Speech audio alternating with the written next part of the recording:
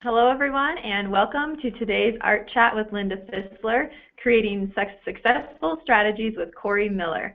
My name is Sarah, and I'll be here to help you with your questions. So if you have any questions, please type them into the questions section of the GoToWebinar control panel, and I will relay those on to Linda and Kori for you. Welcome, Linda. I'm so excited to have you guys here today. Yeah, thanks, Sarah. It's going to be an interesting show, I think. I just want to give everybody a little bit of background on Kori, and I loved Kori's. I went out to Amazon where her books are at, and I loved I loved your bio, Kori. It says Kori Miller is a wife, mother, tea guru, martial artist, radio host, and writer. Not necessarily in that order. She divides her time unequally between her various roles and enjoys the challenge. She loves writing short stories and creative nonfiction for a diverse audience, but especially for children and young adults. Ms. Miller's other essays and short stories have been published by Fine Lines Literary Journal, edited by David Martin. Kori is also the author of the Desiree Jackson series, Deadly Sins, and has just launched her newest novel, Hush. She has created business models for her diverse businesses and creates business strategies for these business models. Welcome, Kori. Thanks, Linda. I'm so glad to be here on Art Chat. This is awesome. Yeah, it's going to be a fun show, and I just want to point out that our listeners mostly are probably artists, although we probably grabbed some other authors in too, because I've been out kind of doing a little bit of promo for that. But I want to absolutely stress here in the beginning that the strategies that we talk about can be reapplied basically anywhere. I mean, how you create the strategies, and people will see that as we start talking about your life, basically. Go ahead, Kori. Yeah, I think so. I've found that on my own. I mean, just from transitioning from my former career as training and development, I did that for 10 years, and then deciding to start an actual tea business, and then transitioning tea business to writing business and podcasting. There's a lot of things that can be transferable that you learn along the way. Yeah, so let's jump right in and talk about some of those things. The first thing I want to talk about is tell us a little bit more about all of your diverse. All the things that have me going every different direction. Right, yeah, because you and I talked, it was like every time when we talked on the phone prior to this, I was like, every time I bring something, oh, well, I have this other business, it's like, whoa, wait, what? So talk a little bit about, prior to when you became your creative entrepreneur, and when you became that. So prior to that, you had some corporate training. You just talked about that a little bit. Yeah. And then how did you transition into this, entrepreneurial life that you have, this very creative life? I will say this from the start. My dad likes to call me a serial entrepreneur. I think it's a compliment. I hope it is. At any rate, I started, as I said, in training and development, and I did that for about 10 years. And so I was already in a really creative field, and I traveled around the country, and I trained thousands of people in a variety of things, including time management, which I think we'll be talking about a little bit later. So then I decided that I was just simply tired of traveling. I was almost traveling 100%, and I was just exhausted, and so I said, I need to do something different, and I didn't know what I wanted to do, and I drank tea all the time, and then said, hey, I could do a tea thing. I mean, this is basically how it started, was me just saying, I could do that. I think that'd be interesting. I think it'd be fun. And so I started researching the tea business that I knew nothing about other than I liked tea. And that's one of the most frequently asked questions I would get from customers coming into our store once we open our store, or when I do farmers markets, is why tea? I'm like, because I like it. I mean, that's the short answer. I like tea, and when I like something, I'm intrigued by it, and then I learn everything about it. And so that's typically what happens with me on every venture. I just want to learn everything about it. And so I've had my tea business for about 12 years now, and it's gone through a series of transitions, but I've had it for about 12 years. And it's been a fun ride and a huge learning experience. Huge. And you also have a totally on the other end of the spectrum. We talked a little bit about, you also have like a computer-based. Yes. Yeah. We started another business. I'm married. My husband and I started another business in about 2009 called Nestgeyer Systems, and it's basically programming, design work, and robotics. and that is mostly him. I am truly a support person, so I've stepped in and I've done the financial stuff for it, like all of the budget, accounting stuff, which I don't particularly enjoy, by the way. I've learned that over the years. I don't particularly enjoy that part of any of my businesses. It's a necessary evil. Right.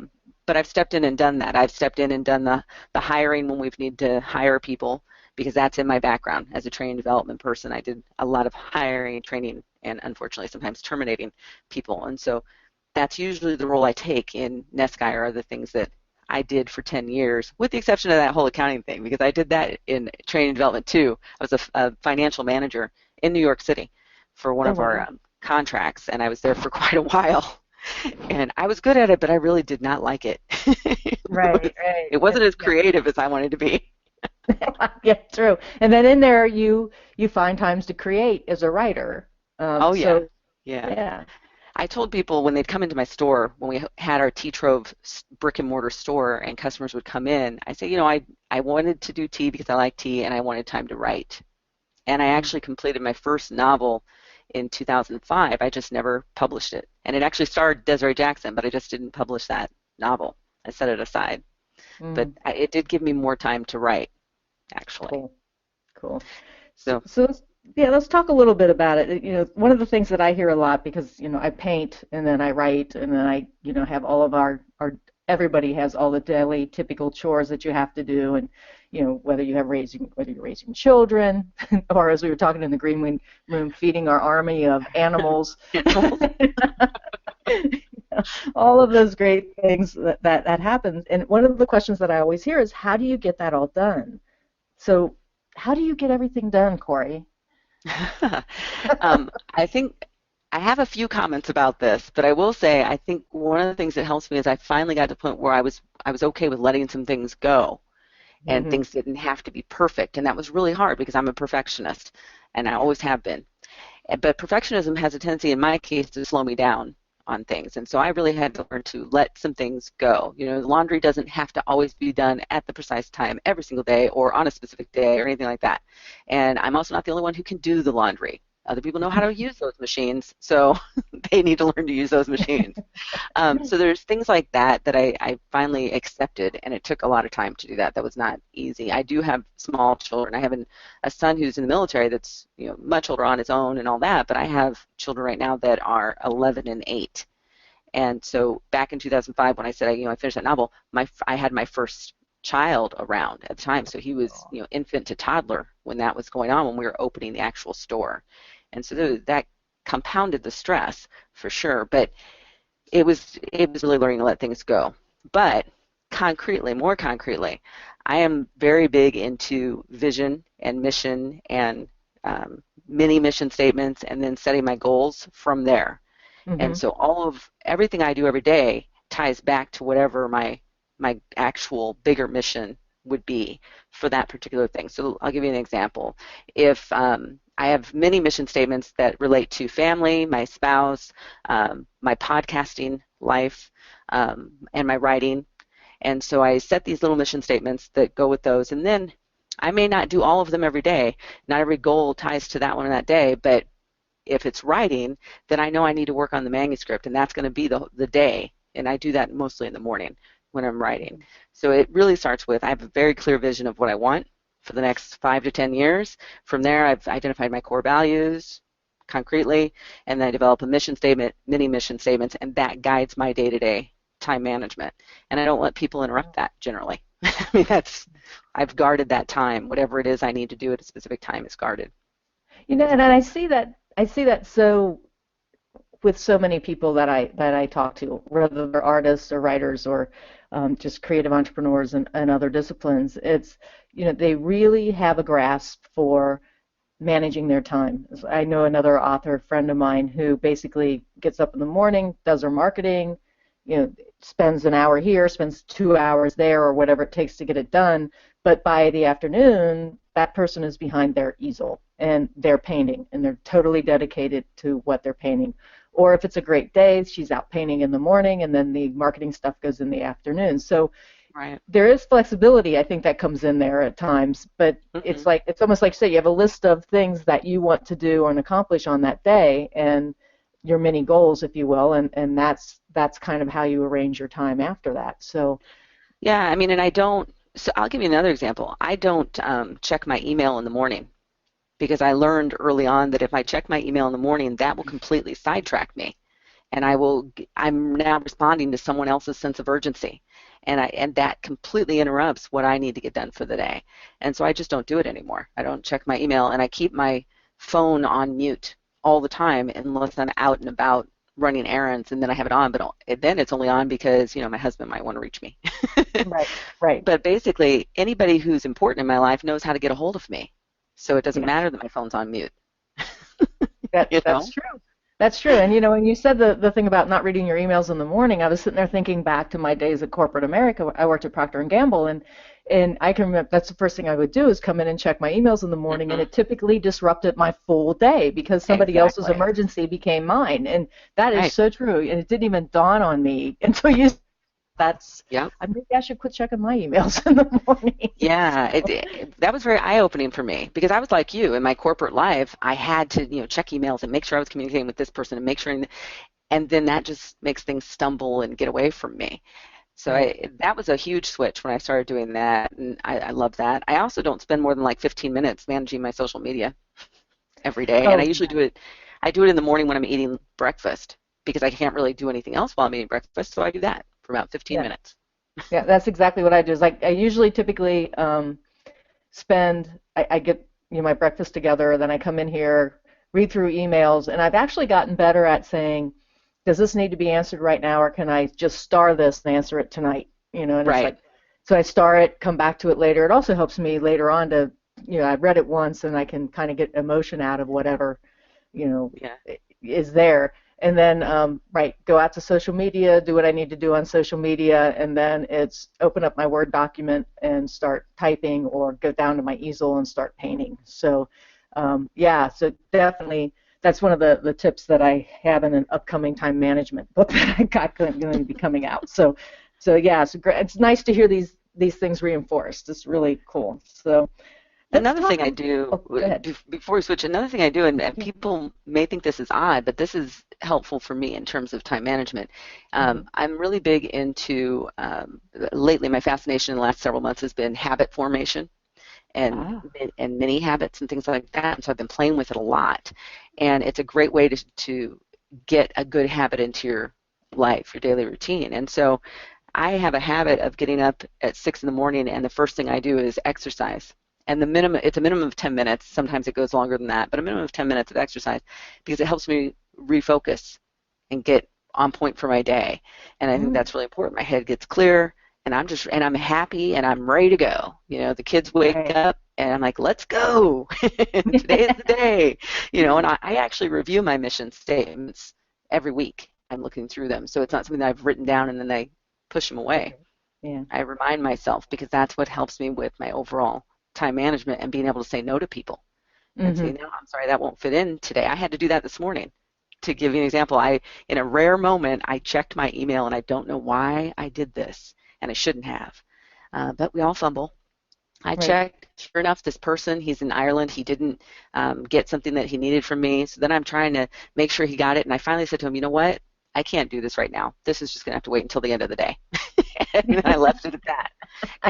And he's like, oh, okay. I'm like, I can't go back and forth. I've got things I have to do. Now, this was all in the morning before I even start my work day that this actually happened. So this was during the time after I worked out. It's right before I worked out, and then after that I was trying to manage this as quickly as I could, and it just wasn't getting resolved. I thought it would be a quick resolution, and it wasn't. So I was like, nope, it's going to have to wait until the end of the day. Right. Yeah, and it's so empowering when you take that back, isn't it? It's it's like somebody else zaps your power, and then all of a sudden it's like, sorry, this is your crisis, and you didn't work it the appropriate way, and I'm going to go about and do what I need to do. So, I'm just going to move on. Yeah, absolutely. So let's talk a little bit about creating a business model. Tell us about Back Porch Writing, your tea business, and the big change. Well, I'll start with the tea trove because that is the one that actually has the most detailed business plan and business strategy, and it's because it was totally new to me, and So I knew I needed to, one, do a whole lot of research because I was getting into a business that I didn't know much about. I didn't know anything about tea.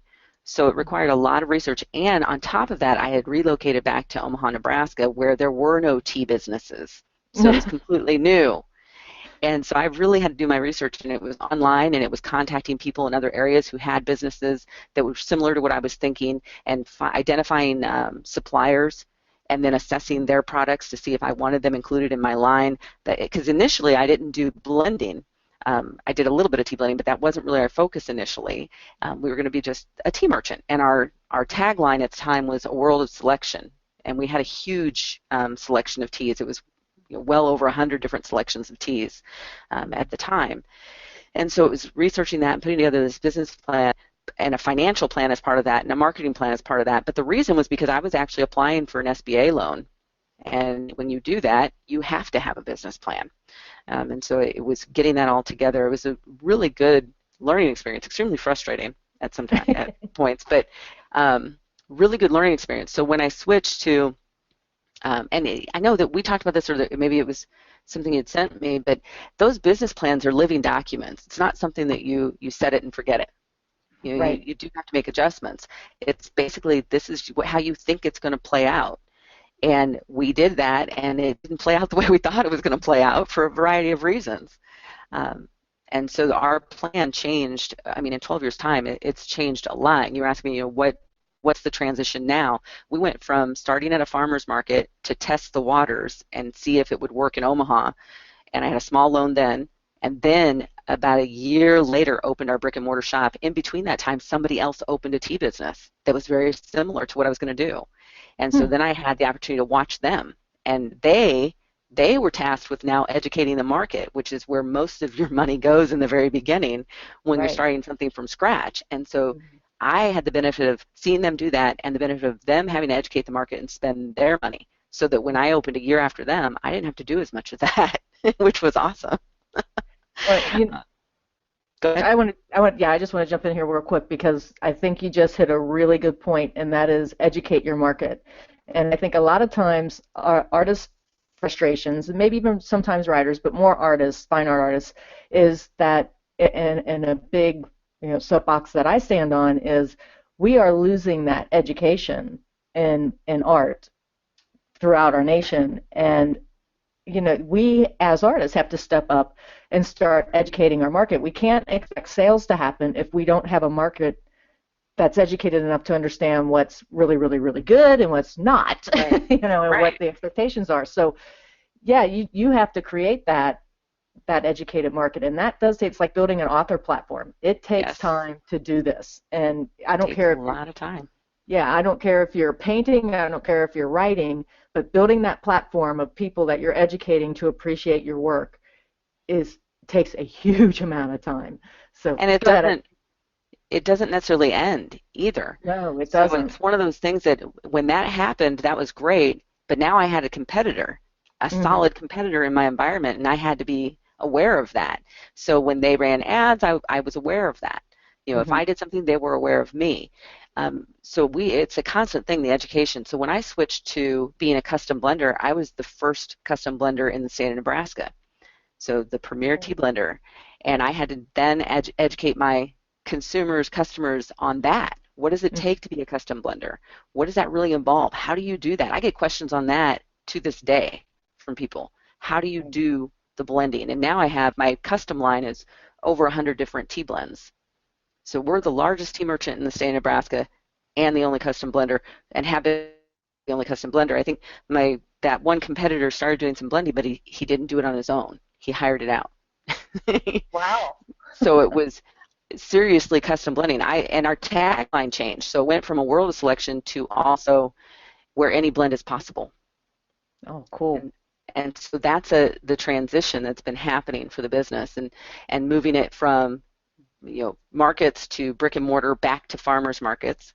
That was the first series of things that happened. And then closing the brick and mortar store and deciding, okay, we need an online presence, but we're still going to do the markets. And so the markets became our primary source of income for our business. And now we're closing that and just doing online. And that's our big transition now. And so I have to figure that landscape out. So it's something new for me to try and do it all online. is completely different from my perspective. Yeah, yeah. It's exciting though, I'm sure. Oh yeah. So, yeah. Oh yeah. So I'm going to bear with me here because I'm going to go into something here. When you're educating your market, part of that I'm assuming is also like educating their palate. What Hmm. different tea leaves taste a certain Yeah. way. I'm a wine taster, so I can kind of like Yeah. get into I that. used to Actually, compare it to wine all the time. yeah, right. So actually, I shouldn't say taster. I'm a wine drinker. Let's just put it out there. But I still, we have this education part that we go through with our wine group and stuff like that. So part of this education is, knowing your market's tastes and Hmm. what they respond to, and if I flip that over into writing and or creating, we need to know what our market responds to. And it doesn't necessarily mean that we don't ever try something new because we may end up with something else that they like, but it's also like knowing your market well enough so that you can either write or create to that market. And Hmm. a lot of things that happen is, we create a painting, everybody loves it. Oh, I'm going to create another painting like that. Or everybody loved this book, so I'm going to create another book like this, and we kind of like pigeonhole ourselves into Hmm. to always creating the same thing, and then it becomes very, very um, dull Yeah. and almost labor intensive. So And it just is boring. yeah, thank I you. don't That like was the I word I don't was like looking for, but it I wasn't don't like coming. yeah, I don't like to be bored. It's why I do so many different things. Yeah. I do not like to be bored. Yeah, so and it's so much fun to flip from things. It Mhm. gets to the point it's really kind of funny because you have all this diversity in your work as well.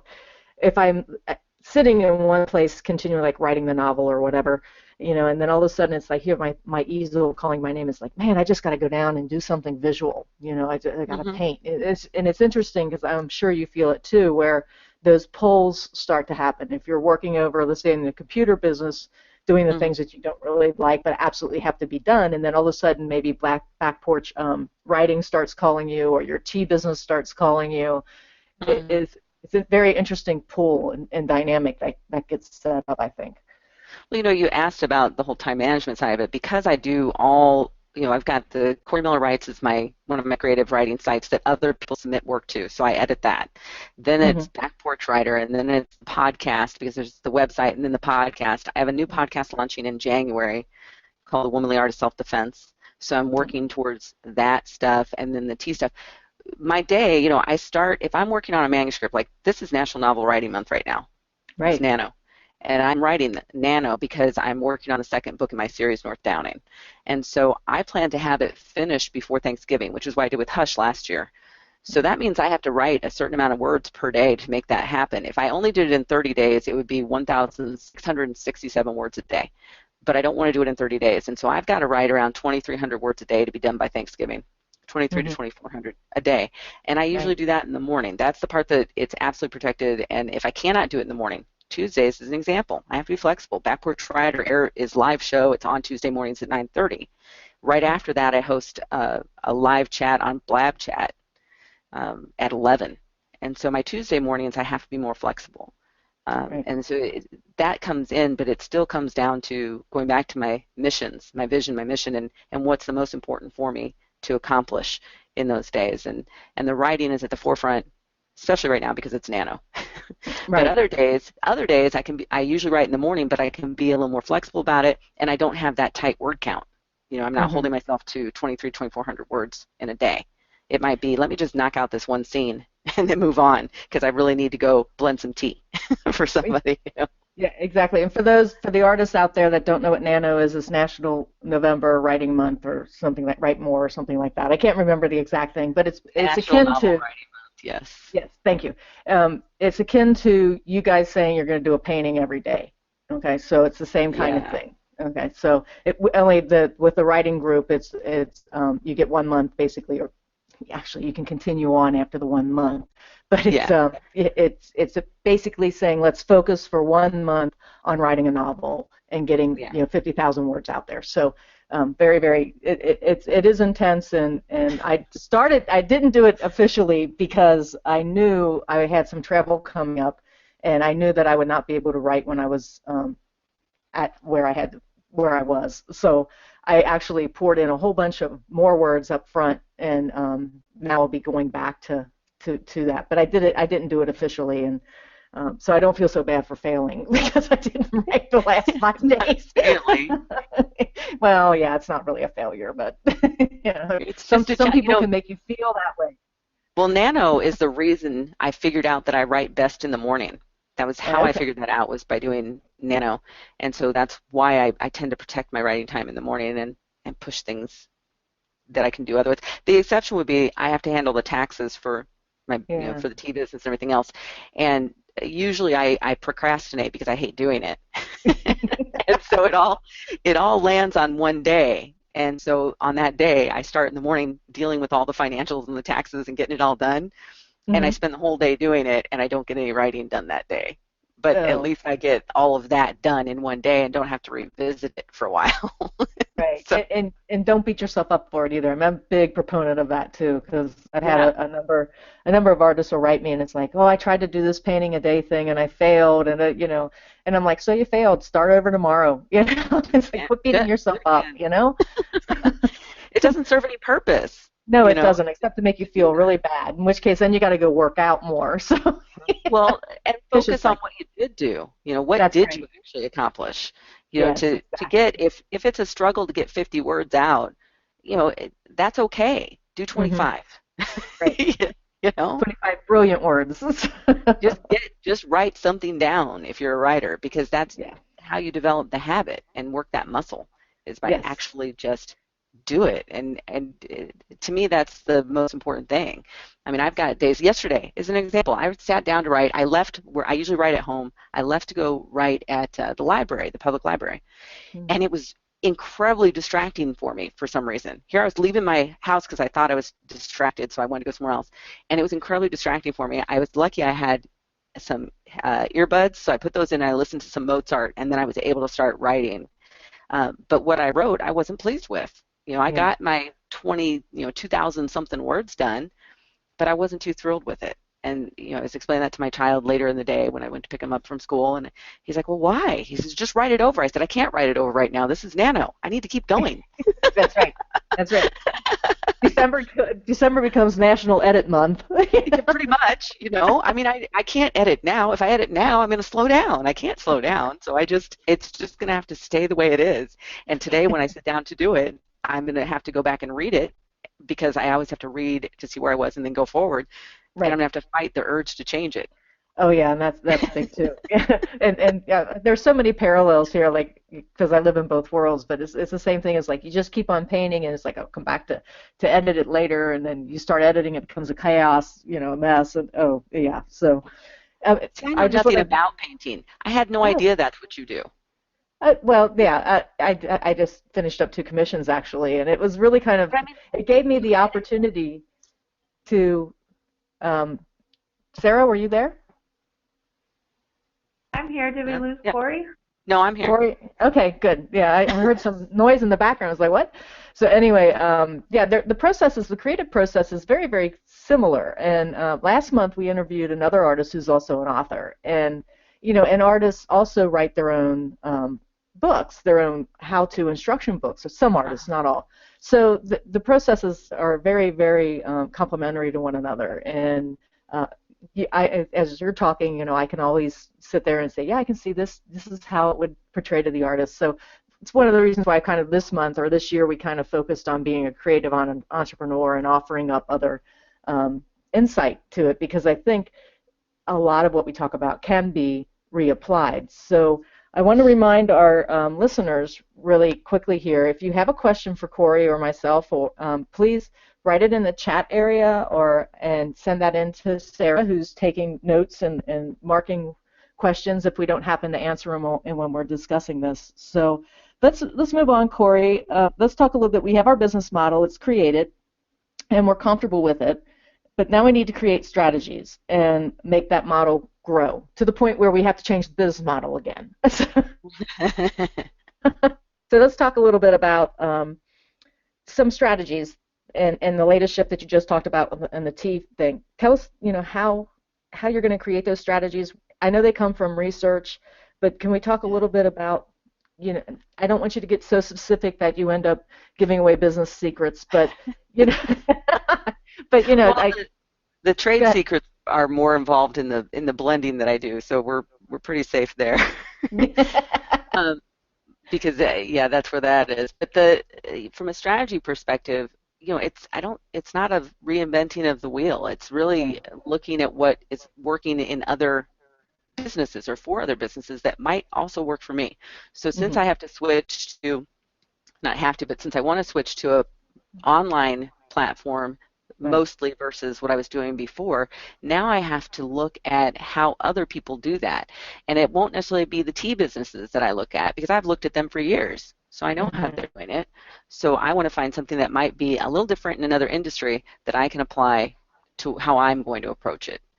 One of the things I did do, and I started this last year, so this is going in knowing I may switch to a completely online platform, I decided to change my entire pricing structure.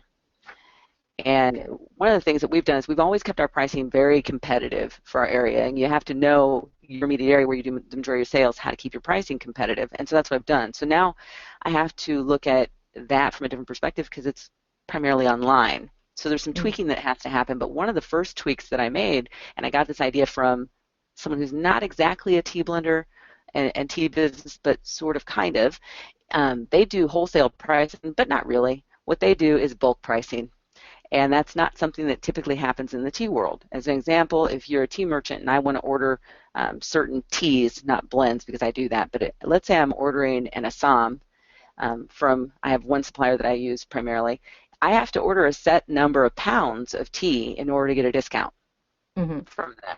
And nobody else can purchase from them. You have to be a wholesale customer to purchase from them. So you, as the average consumer, cannot go to that same company and get any tea from them because they don't sell to you. So Mhm. for me, it's more of a you can buy tea from me, and I don't care if you're a tea merchant, you're a blender, you're just average Joe consumer. The more you buy, the more you save. Period. Because having a wholesale structure and a retail structure proved to be a hassle for me. So I changed that structure a year ago, and it works out a lot better for everybody. Works out a lot better to do Mhm. that. So that's one of the strategies that I implemented, but I implemented it early, knowing, having a vision, knowing where I was going with the tea side of it. This is the first thing I have to do, and I still have maybe some tweaking to do Mhm. on the prices overall, but the approach is different. And it helps to avoid a few other things that I don't like doing. So there is that, or that I That don't. always, yeah, yeah.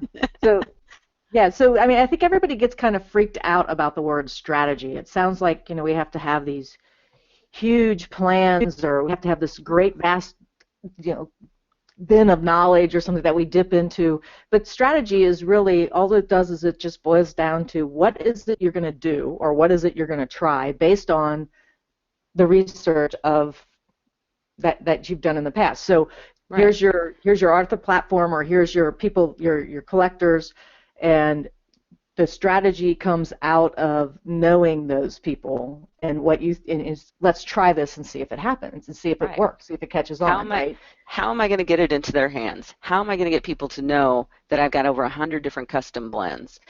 How is that going to happen? And that's the stuff that right now, I seriously have to be figuring some of this out. It's not all a done deal. I'm still in the process of doing it because we're transitioning right now. So that 2016 is going to be very different. From a writing perspective, it's the same thing. I do have to know who wants to read my stuff. It's mystery thrillers on the adult side. That's what I write on that side of the fence. So who wants to read that? How do I get it in their hands? How do I get more visible as an author is what that comes down to. And I started working on that a couple of years ago. How do I Right. become more visible? And Hmm. there's a variety of ways to do it. And one of them happens to be podcasting. Right. Yeah. Yes. And that's a strategy. Exactly. This is part of the strategy. This wasn't, oh, I just happen to want to do this. It was I had a problem and I needed to solve the problem for myself, and I figured other people might have a similar problem, and podcasting was the answer for me. and Right. it Exactly. happens to help build my visibility at the same time. So there was a whole idea behind it. Right. And then there's also, I mean, you start podcasting, and again, it's another area where you have to build listeners, you have to build your audience and platform. So you have to have a way of doing that. And be Joining consistent. forums and be consistent, right? There are a number of artists who podcast, there are a number of writers who podcast, and they're all getting great information out into the stream for folks to listen to and to learn from. But it takes time. It takes a lot of effort, and typically when you're writing a strategy or you're going to try to go out, you can't do it for 1 or 2 days and say, oh, that didn't work. Exactly. Yeah. Exactly.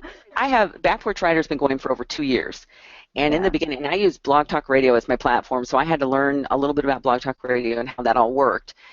It was an easy platform to learn, though. But in the beginning, I mean, there were several hiccups, let's just say. Yeah. If I had just said, oh, I'm done, I'm not going to, I wouldn't be where I am right now with, almost 20,000 listeners, downloads, or whatever, and it's a reliable show. It happens every Tuesday at 9:30 in the morning in Central Daylight Time. I don't vary that schedule at all. I've changed. I used to do a Sunday show. I sort of let that go to the side because it just really wasn't working for my schedule personally, so I had to let it go. But the Tuesday show, I don't let that go because I know I have a following for the show, and I know that people are interested in it. And for people listening, it's the show for writers, about writers, and writing. And the whole goal when I started it was that I live in an area where I can't really get to workshops and training and things like that as a writer, and I wanted to bring that to me and then bring it to other people. And so the people that come on the show, it's a combination of authors and subject matter experts, industry experts, things like that. All you have to do is be a writer to be on the show. You don't even have to be published. If you've got something useful to share with people, then you could be a guest on the show. And just go over to the Backporch Writer website and schedule, because I have a new tool that I'm using that's awesome. Cool.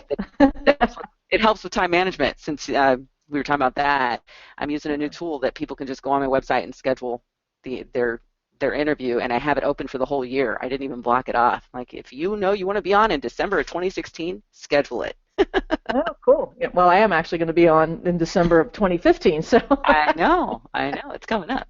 Yeah, so that'll be fun too, and the networking is another thing too. I mean, part of the reasons why you're on my show today talking about strategies is because we decided to change or to share podcasts with one another and exchange, I guess is the word, podcasts with one another. So again, networking is another thing that just ends up bringing so much more to the table, and has to be a strategy that you also look at and that you also incorporate into your business model, because you can't create things in a silo. It's just lonely. It just doesn't work. Yeah, it's lonely.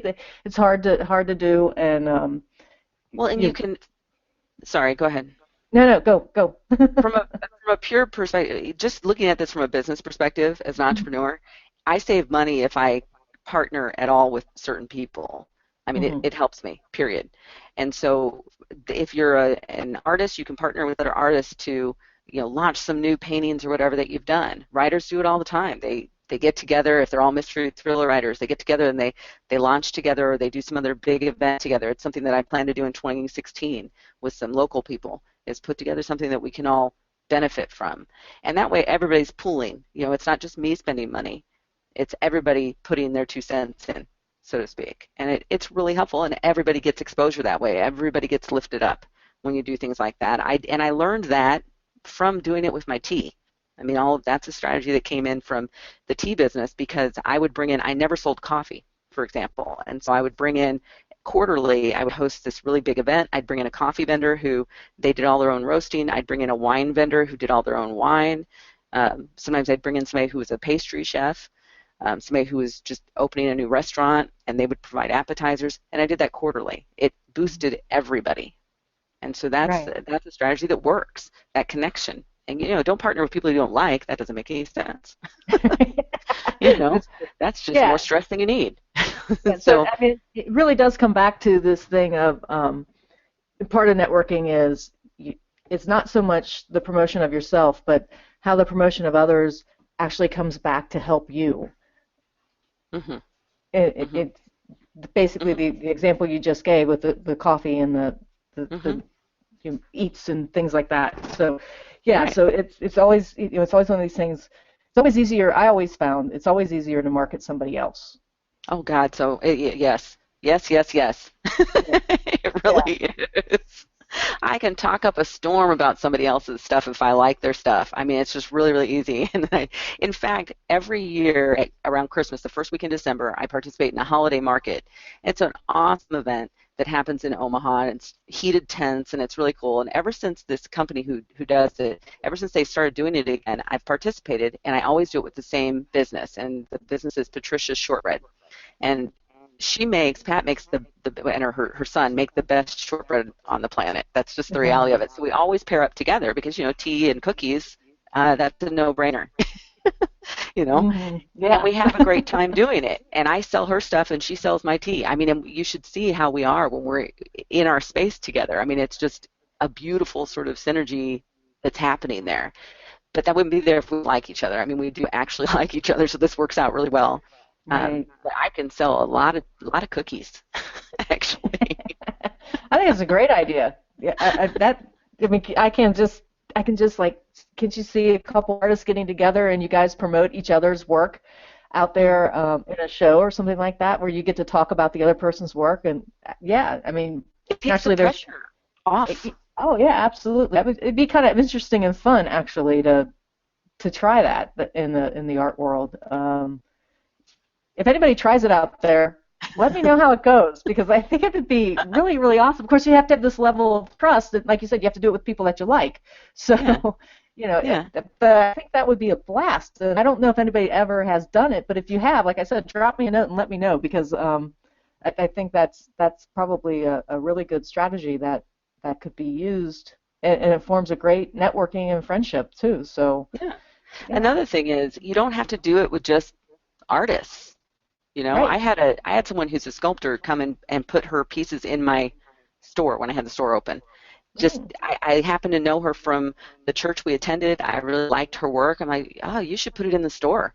I bought a few pieces. I mean, it was just, yeah. Because you fell in love with it. But I mean, if you can, let's say you're the type of artist who you always do food type things. Maybe we're always involved in some sort of food, right? Mhm. You always see art pieces in coffee shops, and you might see them in some tea shops and stuff. But if you did an actual event that also happened to highlight, let's say that you have tea in your picture somewhere or whatever, get together with a tea merchant. They're selling some of their tea. You're selling your art. Get somebody else that, maybe you've got flowers in there too. Let's go find a flower vendor, bring them in here. Think of different businesses. It doesn't have to be with people that are the same. It could be people that are different, that complement what you're doing. Oh, absolutely. I mean, we have we're coming up to the gift giving time of year, so be creative with different holiday bazaars. And one of the things that I don't necessarily do it with my art, just because it comes back to a pricing.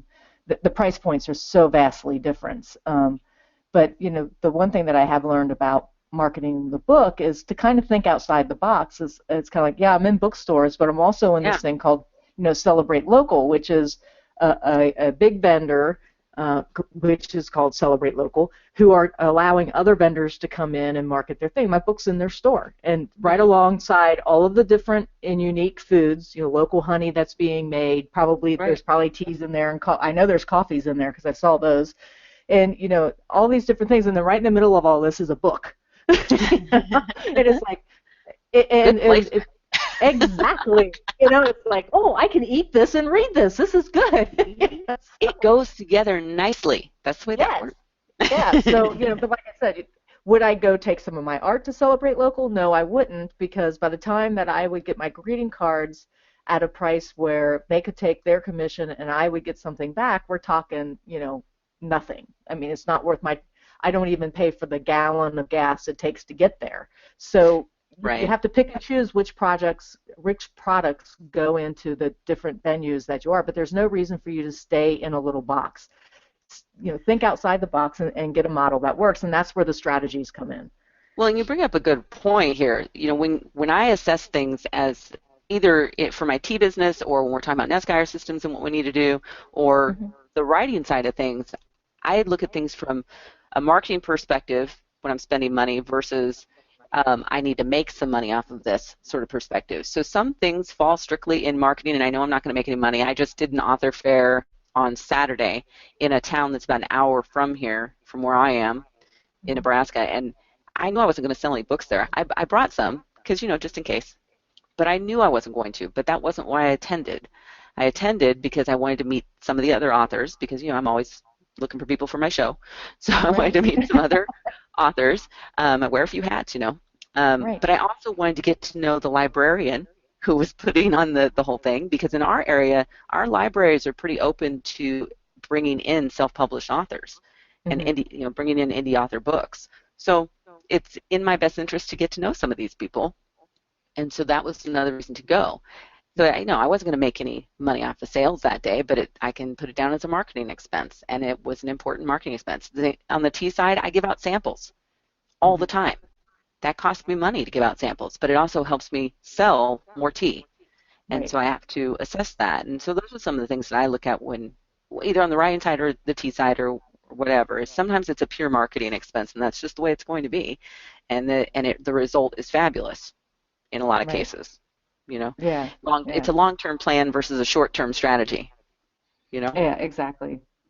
So that's how. And I guess, I don't know if you wanted to talk a little bit more about marketing, because to me, strategies and marketing kind of go hand in hand. I mean, you're basically developing the strategy for marketing the product. And I don't know, I'm going to throw out a term here that we did at P&G, but it was called OGSMs, which are objectives, goals, strategies, and measurements. And those are basically, if you never write a business plan, that's fine.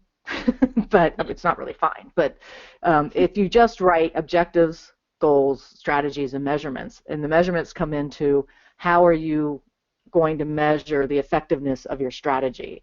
If you just write those 4 things, and this is my goal today, and this is how I'm going to get there, which is your strategy, and this is how I'm going to measure whether or not I got there, that you'll see a huge change in a number of different factors of the business, to the point where you can make really good decisions of, I'm not going to do that again because the data here shows it doesn't happen, versus just saying that's too much work and I'm not going to do it.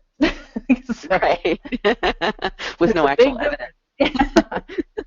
and also, I think writing things down too, you start to almost brainstorm and put these things down, and then you come back to it later and you look at it and you go, I'm not doing that. Where did that come from? It's out here in left field. But so talk a little bit about how you start to measure some of your strategies for the businesses that you have. And on the tea side, I tend to, when I'm going to do anything that is related to marketing on the tea side, and I will say this right now, up till now I haven't had to do a ton because I have some competitors and they spend a lot of money. And what I learned early was that when they spend money, I make money, because everybody just hears the word tea. They don't actually hear the name of the business all the time. So everybody benefits from that. And so I don't have to worry about it a whole lot. But now moving to online, it's going to be a different ballgame of how to get the tea word out there about this specific tea trove business. It's a different thing. But I do love marketing. I like finding out strategies. And one of the things that I tend to look at is guerrilla marketing, and it's an actual online thing that you can look up, because they always have these great suggestions that you can try beyond partnering with people. I mean, some of it's get in front of people and really make that connection. But when you're trying online, it's like, how do I make online friendships and develop that? And so that's what I'll be looking at more for the tea side.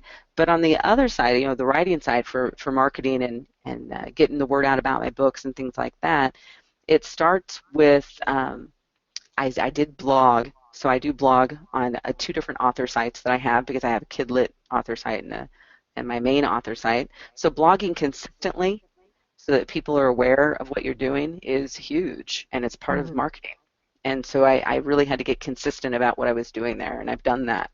I also use a few services for my marketing, and I approach them from a long-term perspective. So one of them was looking at a platform called Publish, for example. And it's a great way of marketing, and it's easy because if I didn't have an author site, I could just use Publish as my author site because of the way that they've designed it. So I really like that. But it helps me connect with people, Facebook, Twitter, all of that, just by being on their site. I create a little book bubble about a snippet from a book that I have up on their site, and then I give a little insight about it, and it all goes out to everybody else in a tweet. And then they sit there and they tweet too. But the marketing side of it is just fun. I like to experiment. And I usually will do something for a period of time before I give up. And so for some of it, it's, I'll try this for 3 months. For some of it, I'll try it for a month. Sometimes it's 6 months. It just depends on what it is. If I've got a new blend, for example, I'm going to test that blend for several months before I decide if it's actually going to be one of my best sellers, for instance. Right. If it doesn't turn out to be a bestseller, it's not that I never blend it again. I just put it to the side, and if somebody happens to ask for it, I've got it. Yeah. I can do that. I blend in small batches, so it's really easy for me to keep non-performing or underperforming blends in my line because of the way that I've structured the business, basically. I don't spend, and I will say this, I'm very frugal, and I don't like debt. So the one thing that I was extremely happy about was the day that we paid off our SBA loan. And it's the thing that I would never do again. Yeah. So I don't believe in taking out loans to support what I'm doing. If I can't pay for it, I'm not going to do it right now. I'm going to find another way to do it that's cost effective. And so I always start there. Because I don't want to be in debt. I can't stand that. But that's me. That's the way that I approach things. So all of the marketing things that I do are either free or really inexpensive for all of it at this point. And it works. I mean, it's not that it hasn't been effective. I've gotten one of the books that I wrote, Deadly Sins, I think we brought it up before. I made the first one perma-free on Amazon. And then I implemented some other strategies that I learned from a guy named Nick Stevenson. And it was all about keywords. You familiar with his name? Oh, yeah. Yeah. So I implemented some of his strategies. Around the same time, I joined Publish, and I was really consistent with Publish and making sure I put out a bubble at least once a week.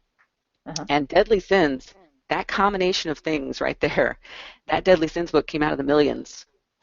Finally, It came out of the millions. And it's been steady where it is. So in the overall category, I think the other day it was at 15,000 or something. In its individual categories, it's in the top 100 periodically, and then maybe a couple thousand or whatever. But it came out of the millions because of just tweaking a few simple things that overall, the Stevenson stuff, that was free. I listened to all his stuff before he actually put his class together. The Publish thing, I joined them as an authorpreneur, and I think that's like $99. But I did that after the free trial, after I assessed everything that they do. And I went, oh, this is a good idea. And so I'm doing that. But I saw results. I mean, that's I was able to see results and tie things together. And Deadly Sins, yeah, it does. But now this is the author, Linda, asking a question. So is Deadly Sins just ebook? No, actually, Deadly Sins it's Deadly Sins 1 and 2. So both of those on their own are ebooks, but the combination that I did complete is a paperback and an ebook. Because I have we talked a little bit about marketing plans and things. On the writing side of things and the podcasting side of things, I have a production schedule that I'm following. So from a writing perspective, I'm working on North Downing right now, but I've already written 3 other short stories to continue the Deadly Sins mini-series because those are not connected stories. They're just sort of snippets in time. So you see Des and who she interacts with, who's important in her life, and there's always some sort of mystery, and everything's tied to a deadly sin, of course. But I write those in between the novels. So North Downing will come out in April of next year, and I'll put out another set of Deadly Sin stories as an ebook. And then I'll write, the next one is On Your Sixth, and the end of the year will be Off the X. So in between each one is a set of 3 or 4 short stories that gets put out as ebooks, and then I put them together as a print book. Oh, okay, cool. That's a strategy in itself, right there. Yeah, that's my production schedule. The marketing side, I actually have a spreadsheet that I created. So when I went to publish Hush, you're talking about strategies, I purposely didn't do a launch for Hush. I didn't spend money on it. I didn't do any big, party, nothing. And part of the reason is because I decided that I didn't want to do that until I got to the 2nd or 3rd book. That way when people read one of the books, they have something to go back to that's a full-length novel. And so that was part of my plan. to see how that would play out. And I learned that from some other authors, and I said, I think I'll try that strategy because I think it's an effective strategy. It makes sense from a financial perspective to do it that way. And so that's the plan. And I track everything, on my little spreadsheet that my husband is so glad that I put together because it's not me. I don't like doing that. I'm keeping track of everything that I do. So if I send out books for review, I'm keeping track of when I sent them and when they, sent me information back.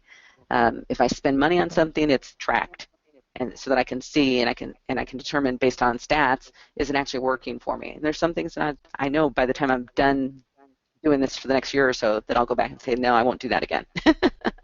Yeah, absolutely. Yes, I should continue that because that was a good plan. Right. So it was interesting because I heard this phrase in there. It's called production schedule, and then my artist side just kind of went, ooh, wow, production schedule. And it was like, there's a concept that I haven't even thought about for an artist side of me. It's like, I want to create. I may be painting every day, but it's like, okay, you're painting every day. What are you going to do with this? Part of the production schedule is, where you're going to put those objects, when they're going to come out, when you're going to share them, when you're going to start marketing them. And it's like, oh my gosh, I don't do that on my artist side. I certainly think about it on my writer's side, but on my artist side, I don't think about that. And then the other part of my brain just kind of went, is that something that I could do? And it's like this whole new door of opportunities set up there that if I would not share my work on a daily basis, but actually start scheduling when maybe I create a whole series of work and I share them 7 days in a row, my 7 different paintings in that series. It just really, it's a whole different way of thinking about that artist side and what you could actually start to do with almost creating an inventory of paintings versus just, and it's very, very hard, and you know this from your creative side too, it's very, very hard not to talk about something that you're doing because that creative energy is just so vibrant, and so, you just want to share it because it's so cool. And, but then you say, if I start thinking about it more as a business side, doing a production schedule and then starting to work in the marketing side of that really does start to open up a whole different way of thinking about that.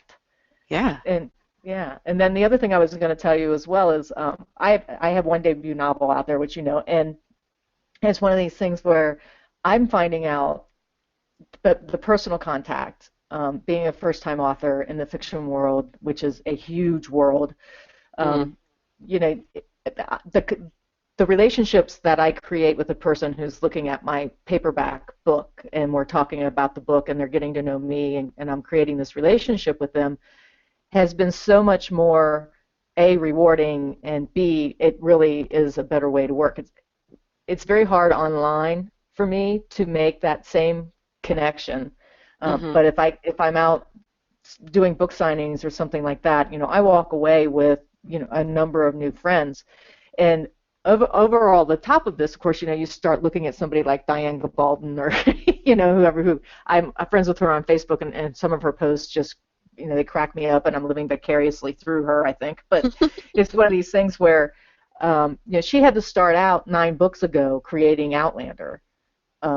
Everybody that are, master artists at this point started out 20-some years ago or more, and in creating who they are today. And so, I need to, and probably all of us need to, quit, like we said before, beating ourselves up. I was looking at my sales charts here right before we came on the air, and it's just kind of like, oh, there's one side of me that says, you just really need to quit writing, or you just really need to quit painting, or you just really need to, and then there's the other side of me going, wait a minute, we're at the beginning of this, and let's look at it from that point of view. And, selling 1 or 2 books a day is a good thing, so quit beating yourself up because you're not selling 25 books a day. Well, it's 1 book.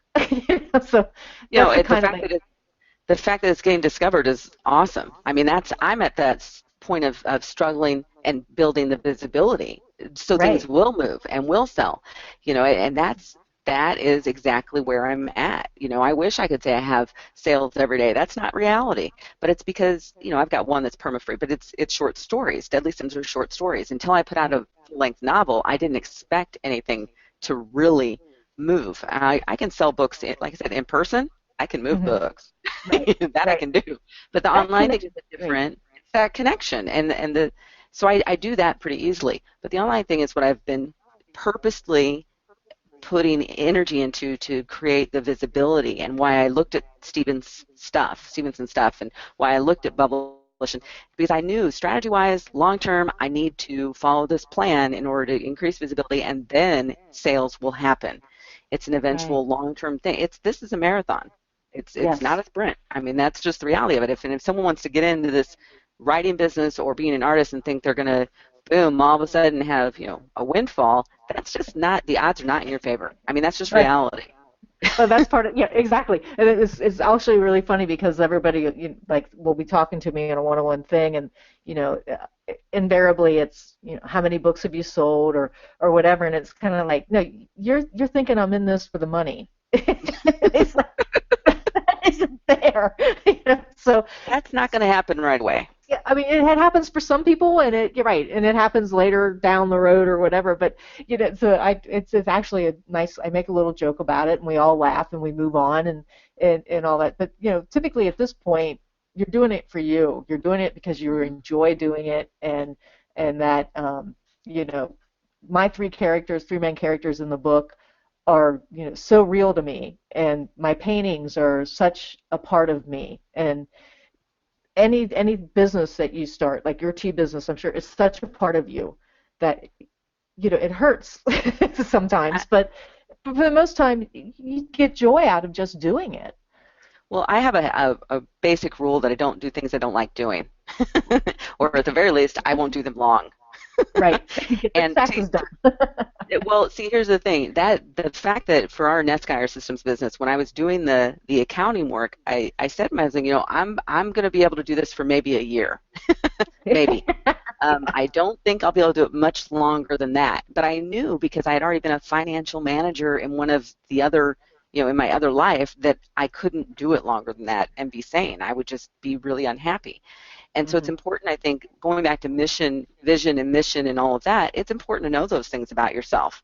It's Hmm. important to know, if you want to be a writer and you want to be a successful writer, define what successful writer means to you first.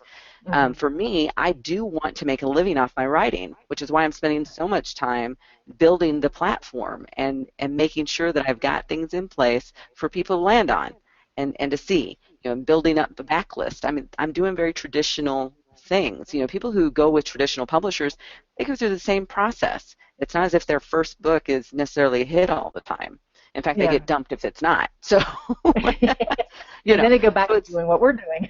right. So it's a building thing. And I had someone ask me when I was at the author fair, why am I self-publishing? And I said, well, I'm an indie author. And there's a Mhm. difference. I said, yeah, there's a difference between that in my mind. It's a mindset shift. As an indie Mhm. author, I'm an entrepreneur, and I take everything into account. All the money, all the branding, everything is important if I'm looking at it as an indie author. If I'm Right. just self-publishing, maybe I don't care as much. Maybe it's, yeah, maybe I sold a book, maybe I didn't, whatever. But that's just not my way of looking at it. This is a business to me, and it's a business that I'm building from the ground up, just like I did my tea business from the ground up. Right. Nobody knew about tea. They Yeah. didn't understand what I was doing. So Right. to me, I look at it from that perspective, and I know it's going to take time, and I'm okay with the fact that it's going to take time. I mean, Right. that's just part of the process of building a business. There's no entrepreneur that comes out that I'm aware of, that I've been exposed to, that they've made millions the first year they were out. I mean, I haven't encountered those people, and Yeah. I've met some pretty good entrepreneurs over the years, Yeah. but It not the was first year. interesting. It was interesting because they had Books by the Banks down here in Cincinnati, and that's very much traditional publishers. A lot of the authors that were presenting were traditional publishers. Not very many indies, maybe a handful or more. And it was interesting because there were three guys who were definitely traditionally published. Well, actually, it was a woman and two other guys that were sitting up there on an author panel and talking, and it was interesting listening to them talk. And then the guy in the middle caught my attention because there was a question that was asked. It was around author platforms. You could tell the person that was asking the question was more indie than you know struggling to get known or whatever. And the guy Hmm. in the middle said, "No, you're assuming this is my first book. There are four other books prior to this." And I was like, "Okay." And he says, "And I did those myself." And it's like, okay, did you take the lesson? And I mean, I was sitting back there. He caught my eye because I was sitting there, and I had this little smirk on my face, and kind of hiding my laughing, and with my hand. And he just looked at me and winked because he knew that I got it. The whole, the whole thing. That's, that this was you just discovered me, and thank you for doing that. But I've been here for a while. Right. I've been doing this a while. That happens to me a lot when I go to my farmers markets. I do a couple farmers markets I've done them for years as a seasoned vendor, and at least every week or every other week, someone comes up to the table and has no idea who I am, what my business is, and it's like they just discovered me. I'm like, yeah, that's cool. I've been here, 12 years, but that's all right. Apparently, I'm not doing something right. So that's a lesson for me, right? Exactly. I need to work on something if that's what the feedback is. And I take the lesson, and I'm like, okay, I need to work on that, Yep. But that's just the way that it works. It is funny, though. I find it all very entertaining. Yeah, it is. I don't remember. I had something I was going to share with you, and now I forgot what it was, and I know it was about marketing, so hopefully it'll come back in my head. Okay, well, we're actually about 6 minutes into what we would consider our question and answer time. So, Sarah, if you would unmute yourself, and are there any questions that came in for Kori? Hey, yeah, we do have a few questions that have come in, and I just want to invite everyone to type their questions into the questions section of the GoToWebinar control panel. Let's see. Carla wants to know, who does the artwork for your book covers? Did you choose the artist yourself, or did a publisher make that choice? I'm an indie published author, so I get to make all of the decisions. I think this came in before you said that part. I get to make all the decisions, good or bad. I get to make all of the decisions. But on the Deadly Sins cover and Hush cover, I used a gentleman named Christopher Brown. And what I learned, this was an interesting thing. I actually vetted him for over a year. He is a friend of a friend I have on Facebook that I knew, and that friend that I have on Facebook, he and I have known each other since grade school, to give you a little history. So he had this friend, Christopher Brown, and I started interacting a little bit online with Chris, and then discovered he's a graphic artist, and he does this for a living. Seriously? And so we, about a year later, started talking about, can you do a cover for me? And we went back and forth with a couple ideas. I didn't learn until this year, which is really funny. I was attending a Comic-Con event, and I realized that I should be going to Comic-Cons as an author because my book covers have a very graphic novel feel to them, and I like that. That's one of the things that I like about his art. So that's the branding that will happen with every book cover, actually, is that we're trying to go for more of a graphic novel look. So I hope I answered your question, but that's why I use Christopher Brown. Yeah. Okay, cool. Thank you. This next question is maybe for both of you. It comes from BJ, and the question is, does differentiation help in selling one's own art? And if yes, how does one create it in art? I think that's more you.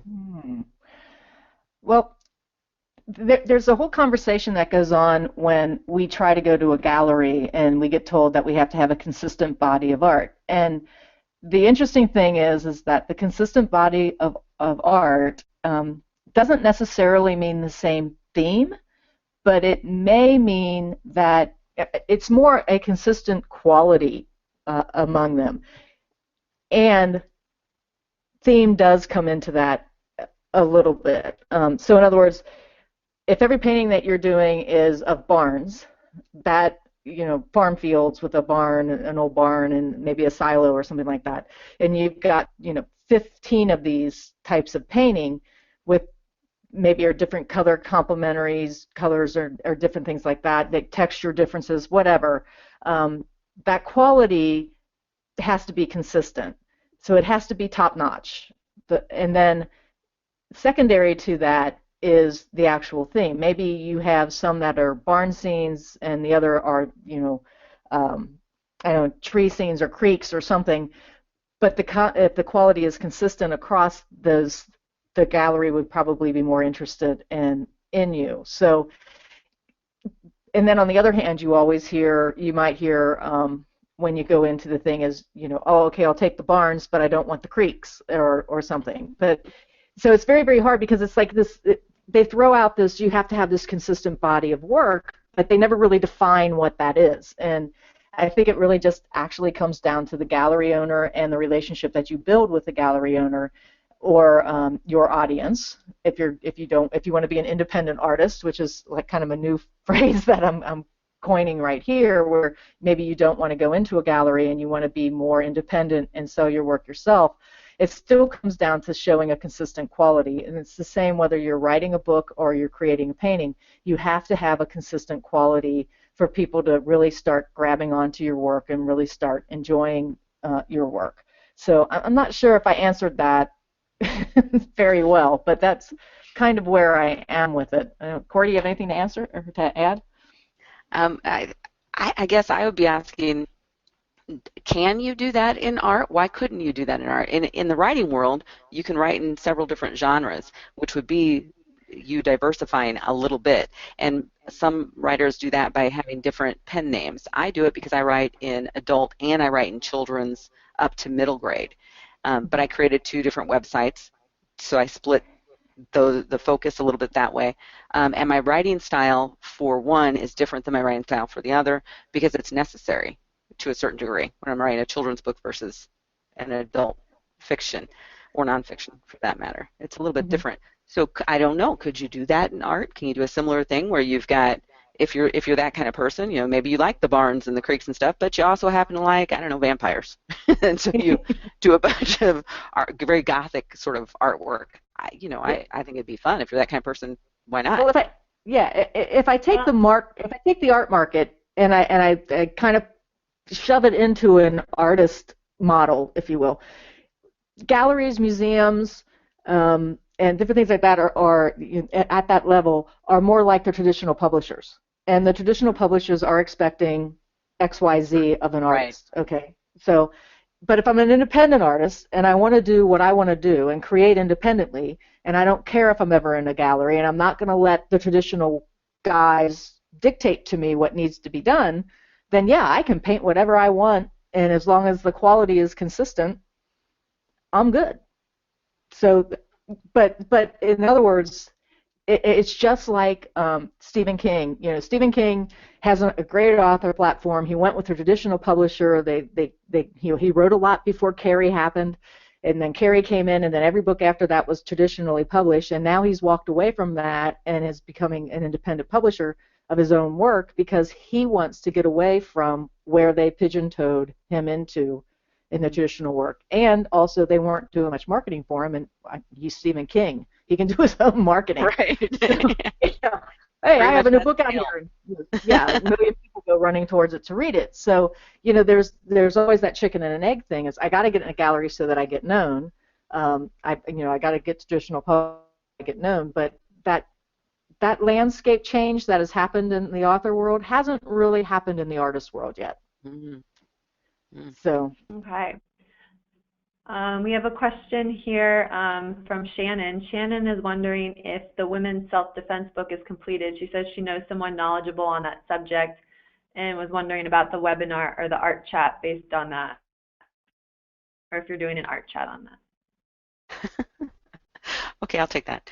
Womanly Art of Self-Defense is a podcast that I'll be launching January 2016, and the idea behind that is to help other women, and then if they happen to have children, they can help their children, learn how to harness their own internal power so that they feel more confident in their environment when they go out. A little bit of background, I'm a martial artist, have been for more than 20 years, and my favorite thing to study in martial arts happens to be self-defense, and I've got my highest rank is in Hapkido, which is a Korean self-defense art style. And so I love that, and I love sharing information from that perspective. And so if you end up at the website, womanlyartselfdefense.com, you'll see blog posts that are divided into your womanly toolkit, things that I think you should have maybe in your purse or on your person that you can use that are really practical. And then there's things about just pure self-defense, different techniques, and sometimes I pull information from other sources, of course, to do that, especially if it comes down to videos. I do that a lot on my author site, too. I do something on my author site called Des Breaks It Down, because Desiree Jackson in my fiction world is a martial artist. She's a private investigator with a penchant for weapons and a few other things. So on the website I do it, Des breaks it down, and I always have videos there, and then from her perspective have her talk about what's happening in the video and how you can use it. So there's no book associated with womanly art of self-defense. It might happen at some point, but that's not my focus. My focus right now is the podcast and the blog, and bringing people in that can share their expertise along with me, with other women, and just get that message out there that you don't have to be a martial artist to protect yourself at all, and it doesn't have to be a place of fear that you're coming from to protect yourself. It really comes down to more awareness at all, that sort of thing. I hope I answered your question. If I didn't, ask again. I asked you so. There you go, Shannon. And then kind of, let's see. Another question from VJ. Talk about partnering. Would you partner with another tea seller? I actually would. I mean, not necessarily the one that I was talking about before, because we don't really actually get along. But the funny story behind that is that his son came to see me at one point and came to my store, and we were talking, and he had decided to leave the business and pursue some other things. And so he came to me, and we had an interesting conversation. But I don't have a problem with that. I've jokingly said over the years, if he wants me to hire me to do his blending, I'd be happy to work that out. Right. So it just depends on what it is and what would happen. Because I don't have a problem with that. I don't look at competition quite the same way as everybody else. It really comes down to me, do we get along? Can we work together? Because even as tea merchants, we don't do exactly the same thing. As I said, that particular tea merchant wasn't a custom blender. That wasn't his niche. That's my niche. And so for us to partner actually would make sense. It wouldn't be a big deal. But then he got into some blending, hired it out, as far as I understand. But so then it doesn't make as much sense to partner. There's not a huge benefit to partnering. But we don't sell the same teas at all. I mean, that's almost impossible for us to be selling the same teas, because we don't use the same importers to bring our teas to the country. So yeah, I'm not opposed to that. Right. If it makes sense, do it. And then the last question is from Kathleen, and she wants to know where can she find out more about you, Kori? Find your radio show and what is your website and all that. There's a few. Hopefully you have a pencil. My primary author site is koridmiller.com, so it's KORID.com. From there, you'll probably see that you can get to the Back Porch Writer program, the podcast. So that's how you can actually find the podcast, and from the podcast you'll eventually get led to the website for Back Porch Writer, so you'll find it all. Everything's pretty much connected. Womanly Art of Self-Defense is exactly that, womanlyartofselfdefense.com. My Kori Miller Kidlit site is where I do all of my writing for children and things like that, is over there. And then there's Kori Miller Writes. Now that site is the site for creative writers and newbie podcasters. So if you're someone who wants to submit anything like poetry or flash fiction or anything like that, you can submit it to that site. If you're trying to promote a book that you're working on, you can submit a blog post and have it published on that site. So there's ways to connect from that perspective. Lots of different places, actually. Yeah, lots of hats. Like I said, I enjoy it most of the time. And never bored. Yeah, I don't get bored.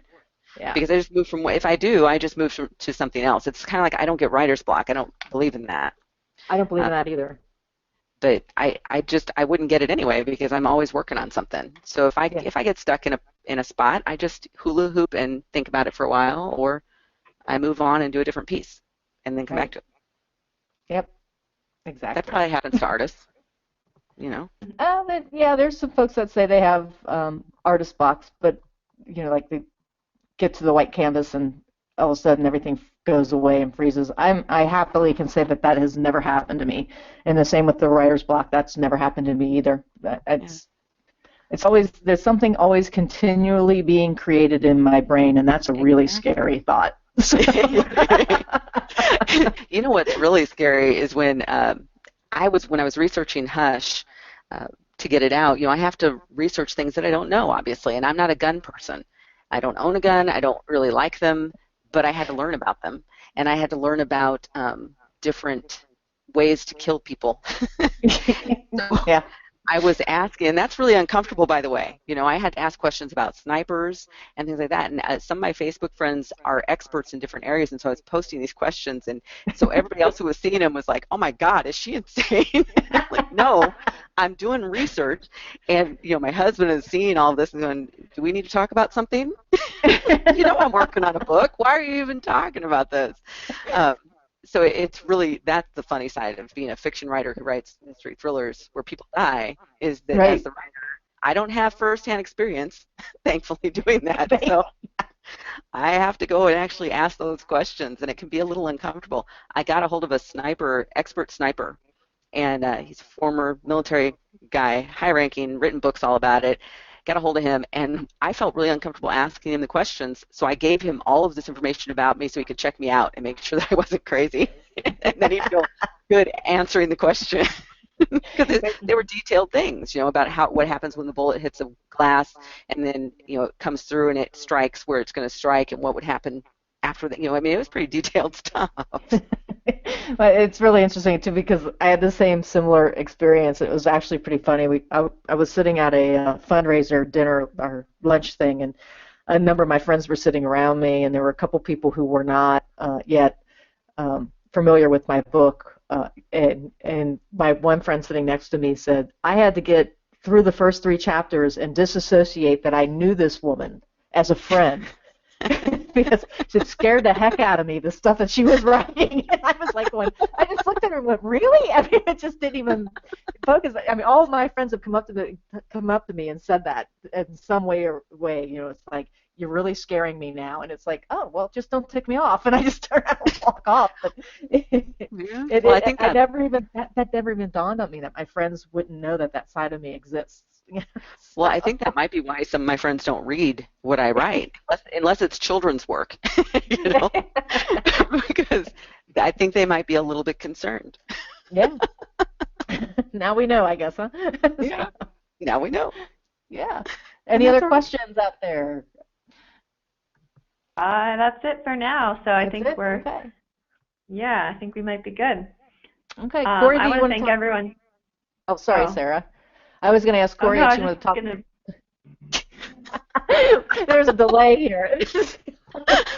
Kori, do you have anybody? Do you want to talk about who's coming up on your podcast this coming Tuesday?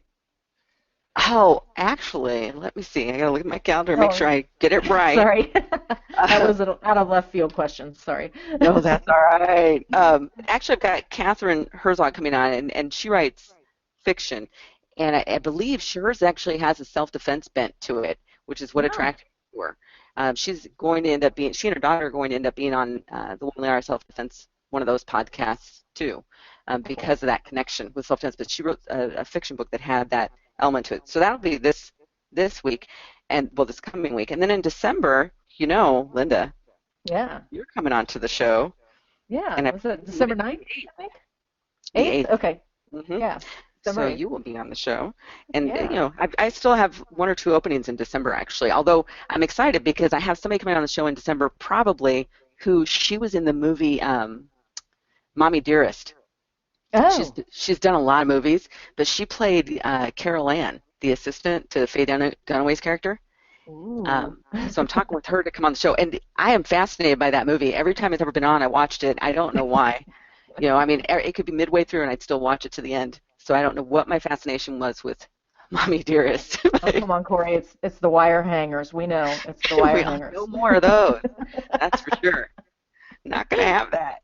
So I'm going to be wrapping up the year, I think, with a lot of fun people, and it'll be cool. And then start the new year with whoever shows up over on Calendly on my website. There you go. Free place to market yourself there on Kori's podcast. Hey, guys, we got one more question in here real quick if I can squeeze it in. Cool. It's a good one from Kathleen. She says, do you write mystery thrillers and children's novels simultaneously? How do you switch from one mindset to the other? That's a scary thought, isn't it? It's a good question. Um, I don't generally write them simultaneously. If I get stuck when I'm working on mystery thriller, whether I'm writing short fiction or like I'm working on North Downey right now, I will take a break. And I mentioned hula hooping. I'll hula hoop, or I'll walk around the house talking to myself to talk through whatever the issue is, because what I'm writing for the fiction can get, it's not gruesome, but there's fight scenes and it's just a different mindset. Um, but on the children's side, I separate the two. I decided not to focus on my children's work that much this year because I wanted to focus on the mystery thriller. Now, having said that, my first middle grade novel I wrote for Nano 2 years ago, and it's not my first one, but it's the first one I'm actually going to end up publishing, and it's Archer Jackson and the Compass Wars, and it was my attempt to actually go into a sci-fi realm, but it's also a mystery thriller from a middle grade perspective. So that's, it's still there. You just tame it a little bit. Actually, a lot in that case. Come to think of it. But people still die. I mean, in Archer Jackson and the Compass Wars, there's people still get hurt and they do die, and that's because that's life. Unfortunately, that is life for some kids, and so that element isn't absent from when I write for middle grade. For the young children, no. I mean, Dante and the next two in the series, they have fairly traditional themes. So Dante is more about finding your forever family and the importance of family and friends. One is really about bullying and how you deal with that from a ferret's perspective.